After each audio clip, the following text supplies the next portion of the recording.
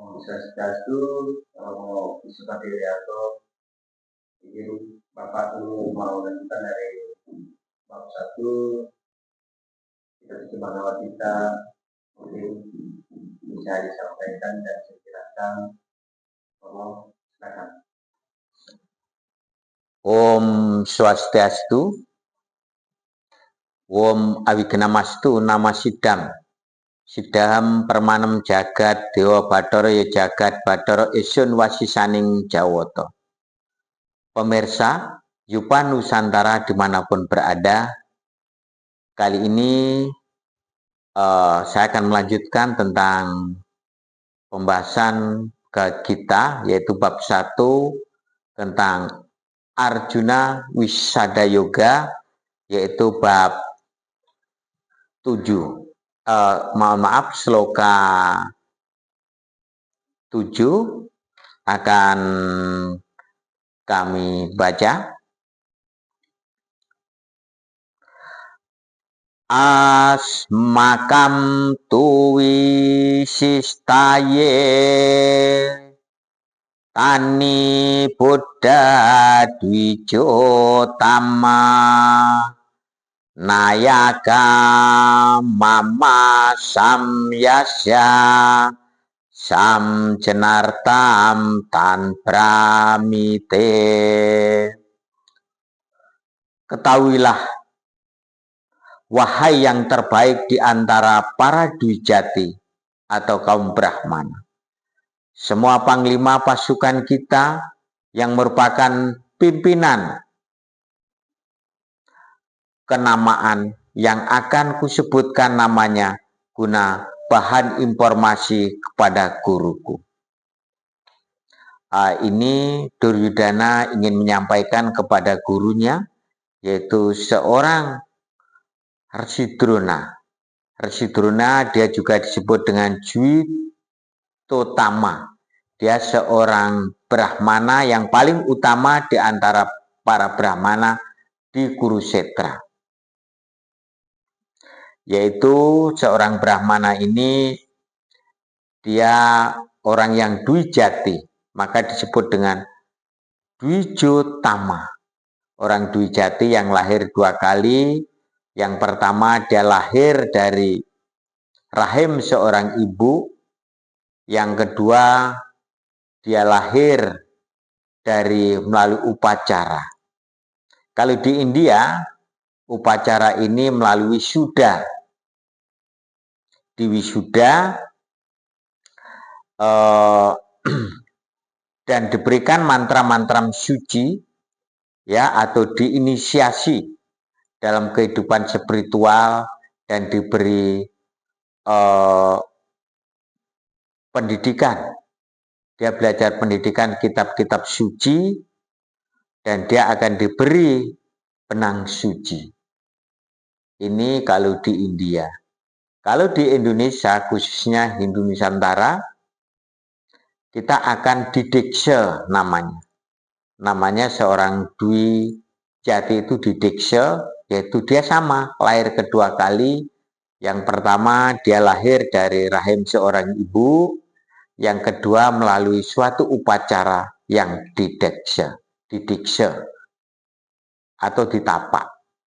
Di sini dalam pendiksaan kalau di Indonesia itu juga dilantunkan dengan ayat-ayat suci dan ada 3 guru nabi. Yang pertama adalah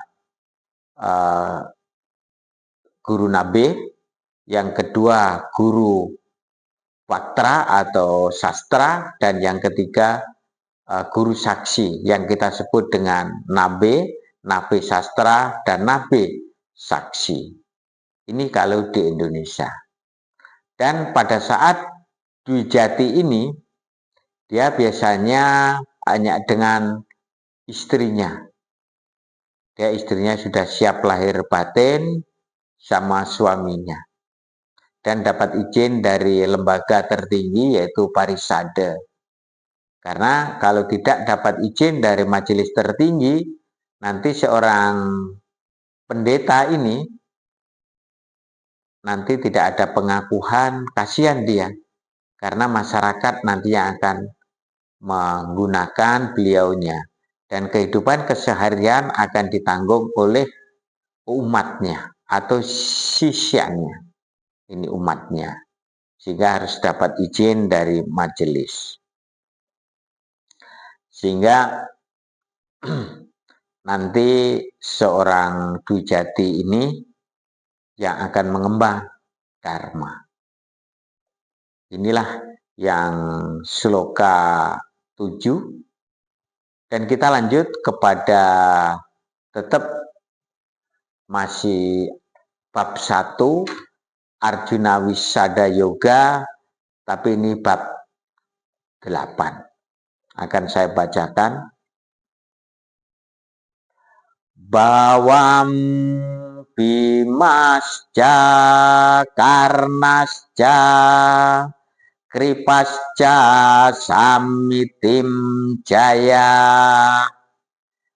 Aswat Tama Wikarnasca Saumadatis Tata Iwaja.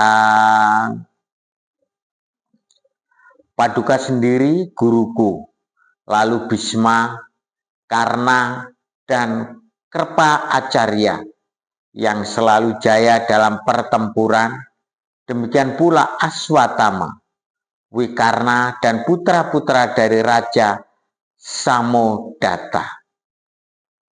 Ini dia masih meyakinkan guru Dronanya, yaitu guru Drona diyakinkan bahwa pasukan Hastinapura itu yang akan dipimpin oleh Bhisma, yaitu Bhisma seorang pendeta yang tua yang merawat Dhritarashtra dan Pandu ketika masih remaja.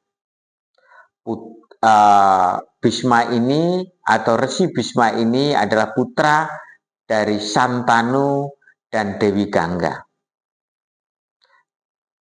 Dari beliaulah dia melahirkan perkawinan antara Santanu dengan Dewi Gangga, dia lahirlah Bhisma, dan masih kecil dia bernama Dewa Brata. Dan Resi Bhisma ini melaksanakan Nyukla Brahmacari, dia tidak kawin seumur hidupnya, sehingga dia mendapatkan anugerah dari dewa, dia diberi kekuatan untuk memilih hari kematiannya sendiri. Jadi Resi Bhisma ini dia dengan para dewa diberi anugerah untuk memilih hari kematiannya. Inilah karena dia melaksanakan Nyukla Brahmacari, dia tidak kawin seumur hidupnya. Demikian juga dia ada Karna. Ini pasukan Hastinapura, ini Karna yang disebut dengan Raja Angga. Karna ini adalah putra dari Dewi Kunti dengan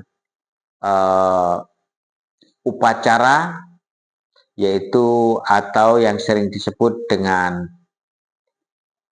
Dewa Surya.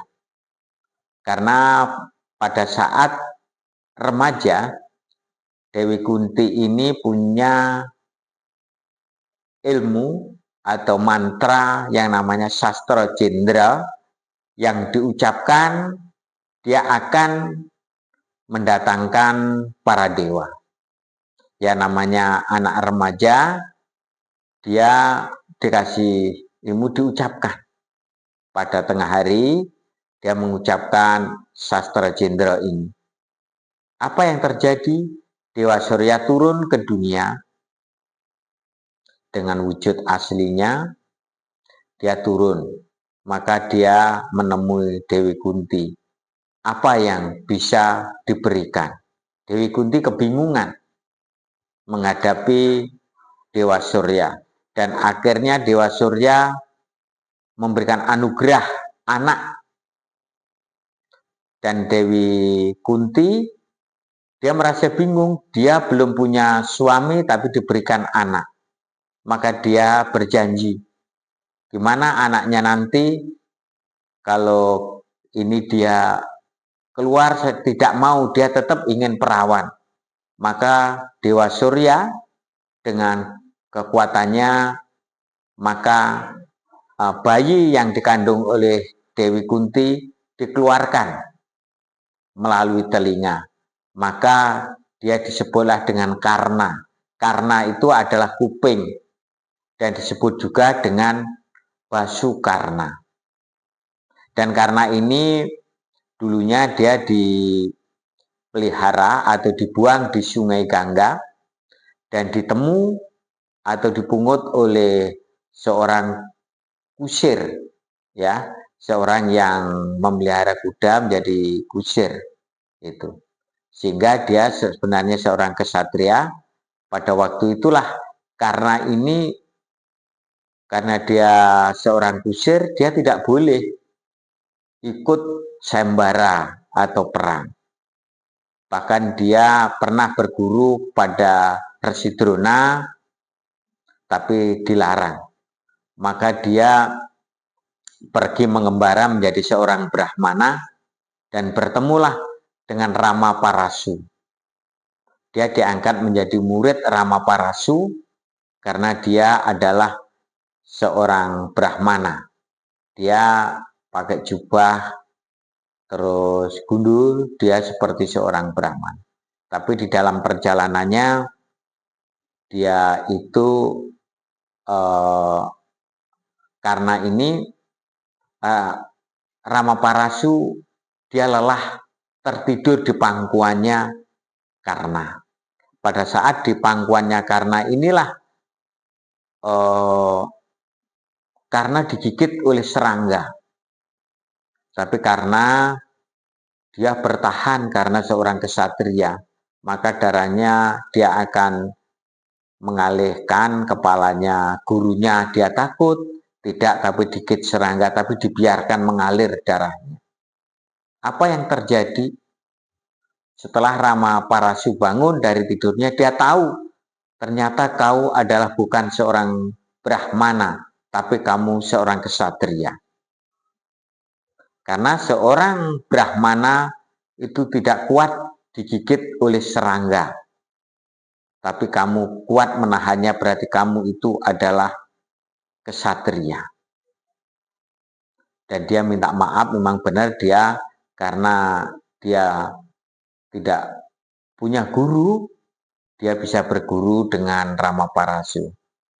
Maka Rama Parasu memberikan semacam umpatan atau kutukan, nanti semua ilmu yang saya berikan itu pada saat engkau akan menggunakan, maka ilmu itu engkau lupa dengan ilmu yang saya berikan.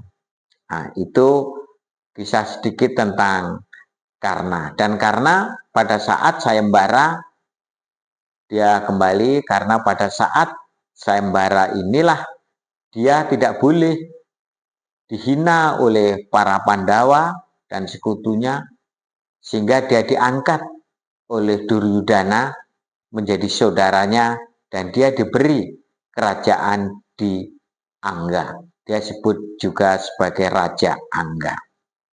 Ini.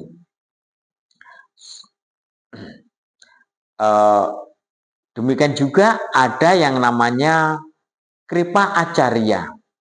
Ini Pak Kripa Acarya ini adalah ipar dari Resi Drona. Dia bersaudara dengan istrinya Resi Drona.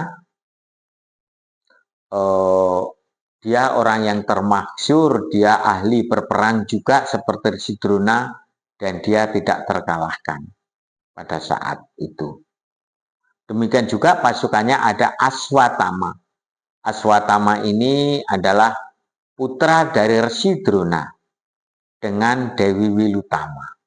Di mana dikisahkan Aswatama ini lahir pada saat Resi Drona masih remaja, dia namanya Resi Kumbayana.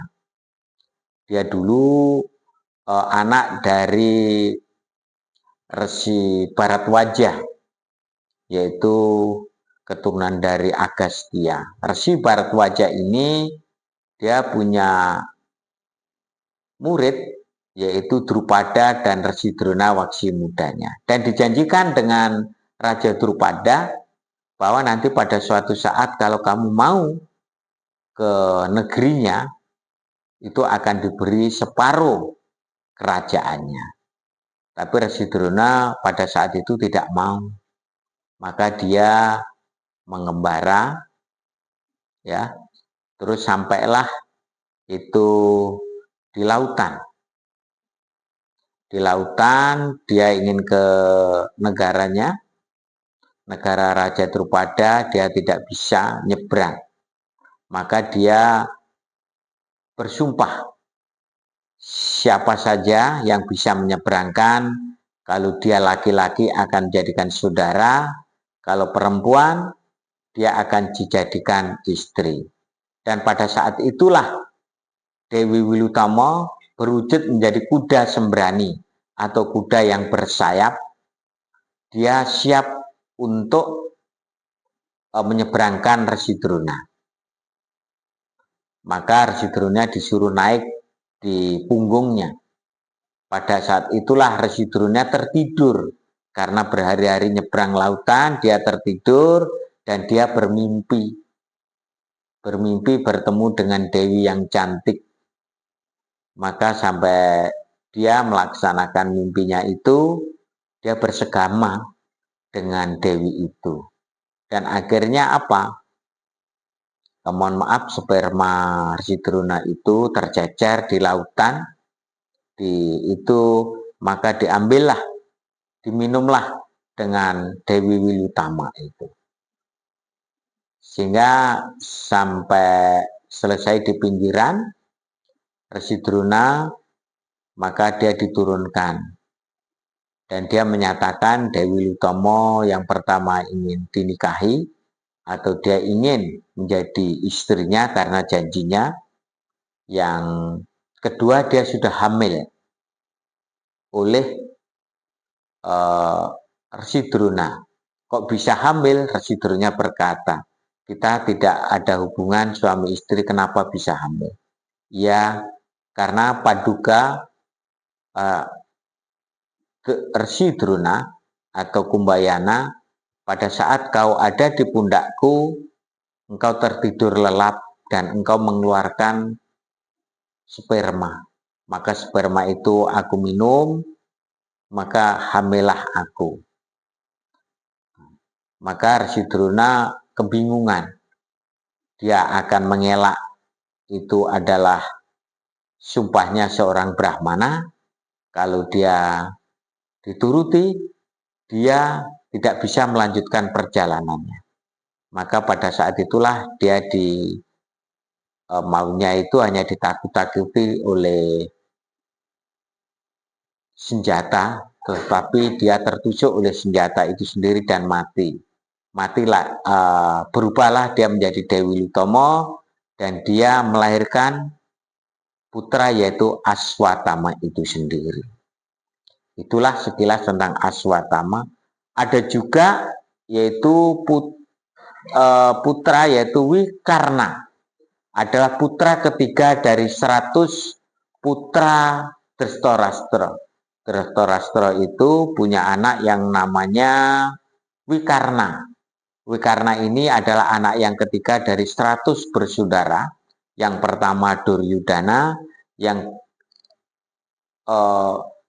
yang kedua adalah Dursasana, yang ketiga ini adalah Wikarna. Dia juga seorang pahlawan. Dia seorang kesatria yang hebat, tangguh. Itu Wikarna. Selanjutnya ada juga Samodati, adalah putra dari Raja Samodata dari negeri Balikas. Nah, ini Samodati ini adalah dia sekutu dari Duryudana. Dia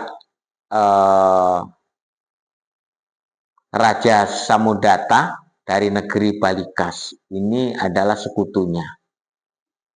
Ini yang penjelasan Sloka 8, kurang lebihnya demikian, dan kita akan lanjut pada Sloka 9. Anyeca bahawa sura mat arte tiatam jiwita nana sastra praharana sarwe yuda wisarada. Dan masih banyak lagi para pahlawan terlatih yang tangguh dalam peperangan, yang diperlengkapi dengan segala macam persenjataan dan siap mempertaruhkan nyawa mereka demi kepentinganku. Nah, ini Duryudana meyakinkan kepada Resi Drona, selain pasukan-pasukan atau para prajurit kesatria-kesatria tadi, ini masih ada banyak lagi pasukan-pasukannya yang terlatih, yang hebat-hebat. Semuanya ini untuk mendukung Duryudana. Nah, kalau lihat Duryudana di sini itu ingin meyakinkan gurunya Resi Drona supaya gurunya ini dengan semangat dan kekuatan dan ketangguhan pasukan Kurawa yang dijelaskan oleh Duryudana itu, sehingga para Kurawa ini bisa memberikan semangat. Yang dibantu oleh beberapa sekutunya, ya, dengan panglima-panglima perang yang gagah perkasa, yang rela mengorbankan nyawanya demi kepentingan Duryudana. Ini meyakinkan Duryudana kepada Guru Drona. Karena harapan dalam perang Mahabharata ini adalah Resi Drona. Karena meskipun Bhisma juga sebagai seorang panglima perang nantinya, tapi dia masih yakin dengan Guru Dronanya. Tapi Guru Drona pada saat inilah dia kebingungan dan sedih hatinya. Kenapa ini bisa terjadi peperangan ini? Karena semua yang akan perang ini juga murid-muridnya, Kurawa juga muridnya, Pandawa juga murid-muridnya. Ini kalau terjadi peperangan, pasti akan terjadi kehancuran. Inilah yang dikasih tahu oleh Duryudana, supaya Resi Drona bersemangat untuk siap berperang. Karena pada saat ini Duryudana kelihatannya dia untuk meyakinkan gurunya karena hatinya itu merasa kalah kalau menghadapi Pandawa. Karena pada waktu kecil dia selalu berkelahi dengan Pandawa, selalu kalah. Dan Pandawa itu orang hebat-hebat semua. Apapun yang diajarkan oleh Resi Drona, para Pandawa itu bisa menerima dengan baik. Sementara Kurawa yang dipimpin oleh Duryudana kurang bisa menerima pelajaran. Sehingga apa? Tapi Duryudana meyakini bahwa perang ini harus menang karena dia dibantu oleh banyak pasukannya. Itulah penjelasan yang Sloka 9. Dan kita lanjut di Sloka 10. Ini akan saya baca dulu. Aparyatam tat asmakam balam Bhisma biraksitam paryaktam tue idam etesam balam Bhisma biraksitam. Kekuatan pasukan kita yang dipimpin oleh Bhisma secara sempurna tak terbatas jumlahnya. Sementara pasukan mereka yang dipimpin oleh Bima terbatas jumlahnya. Nah, ini masih meyakinkan gurunya. Jadi pasukan Hastinapura yang di sini yang dipimpin oleh Resi Bisma itu jumlahnya tak terbatas karena dengan sekutu-sekutunya. Tapi pasukan Pandawa yang kecil hanya sedikit yang dipimpin oleh Bisma itu terbatas jumlahnya. Nah, inilah maka Duryodhana meyakinkan kepada gurunya pasti peperangan ini dimenangkan oleh pasukan Kurawa. Maka di dalam peperangan ini tidak demikian, bahwa yang menentukan kemenangan perang Mahabharata ini adalah bukan pasukan yang banyak, senjata yang hebat, tetapi ditentukan oleh kebersamaan dan persatuan. Kalau dari sekutu-sekutu yang banyak ini, kalau dia tidak bersatu, dia tidak akan bisa menang. Ingat, pada saat ingin mendapatkan sekutu-sekutu itu, pada saat itu Resi Salya itu dijebak oleh Hastinapura supaya dia bisa diberi makan yang enak, dipertahankan. Dia sebenarnya ingin ke Pandawa, tapi dijebak Resi Salya ini. Akhirnya dia berpihak kepada Kurawa. Nah, inilah kelihatannya di dalam kelompoknya Hastinapura nanti akan terjadi perpecahan karena dia ingin mencari sekutu itu bukan karena kerelaan, tapi karena ada banyak tipu muslihatnya. Tapi berbeda dengan Pandawa yang dipimpin oleh Bisma, meskipun dia pasukannya hanya kecil, sedikit, tapi dia kompak dan bersatu. Kalau kita lihat, ibaratkannya falsafah kita itu falsafah sapu lidi. Sapu lidi itu kalau satu bisa dipatah, dua bisa dipatah, tiga bisa dipatah, tapi kalau sudah segini diikat menjadi satu, maka dia akan kuat. Sebenarnya kecil-kecil, tapi kalau sudah diikat menjadi kuat, dia bisa membersihkan apapun yang ada. Itulah Pandawa. Pandawa punya keyakinan yang dipimpin oleh Bisma pasukannya, dengan Pandawa yang 5 itu punya keyakinan, meskipun kita sedikit, tapi kalau kita bersatu, maka kita akan kuat. Nah, ini, mari kita menyikapi bersama bahwa kekuatan kemenangan itu bukan ditentukan dengan jumlah yang banyak, tapi kalau jumlah yang banyak itu terberai, terpisah-pisah, maka dia tidak akan kuat. Tapi Pandawa dengan konsep ini tetap menyatukan supaya solid pasukannya yang ada ini. Sehingga nantinya dalam pertempuran nanti dia diharapkan tetap Pandawa itu solid dan bisa menang. Mungkin itu saja kami akhiri untuk bab 1, yaitu Arjuna Wisada Yoga Sloka 10. Kami akhiri dengan Paramasanti.